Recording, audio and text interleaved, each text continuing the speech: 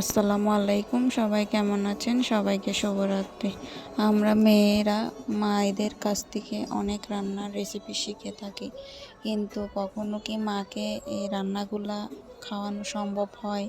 কেননা আমরা মেয়েরা পরের বাড়ি চলে যাই, পরের বাড়ির লোকজন কেমন হয় কেউই বলতে পারে না, সবই ভাগ্যের উপর নির্ভর।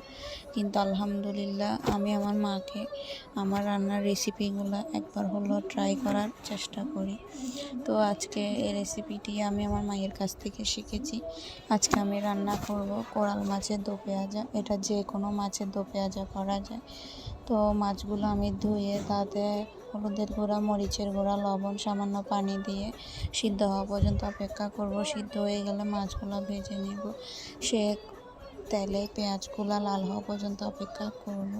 তো পেঁয়াজগুলো লাল হয়ে গেলে সিদ্ধ করে রাখা মাছের ঝোলগুলোতে পেঁয়াজ আর মাছগুলো একে একে দিয়ে দিব।